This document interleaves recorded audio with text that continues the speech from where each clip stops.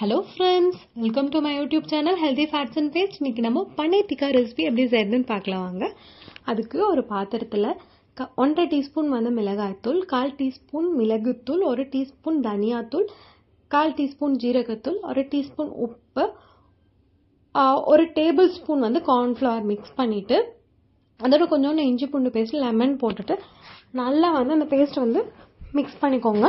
Mix பண்ணதுக்கு அப்புறமா capsicum, onion, பன்னீர் இதெல்லாமே க்யூப்ஸாக கட் பண்ணிவிட்டு அதை இந்த பேஸ்ட்டில் போட்டு நல்லா மிக்ஸ் பண்ணி ஒரு 10 to 15 minutes மேரினேட் பண்ணி வச்சுக்கோங்க.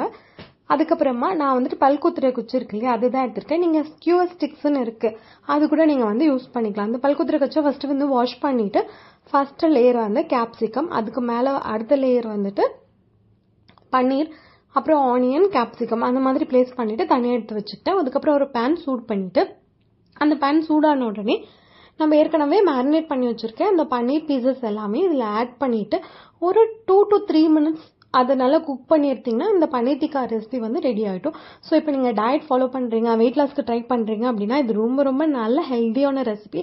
இதில் பார்த்தீங்கன்னா good source of fibre and protein இருக்குது. இது உங்களுக்கு வந்துட்டு ரொம்பவே வந்து வெயிட் லாஸ் ப்ரமோட் பண்ணும். ஸோ என்னோட வெர்ஷனில் ஈஸி அண்ட் டேஸ்டியான பன்னீர் டிக்கா ரெசிபி ரெடியாக இருக்குது. So kindly watch and share my video. Thank you for வாட்சிங் மை வீடியோ. தேங்க்யூ.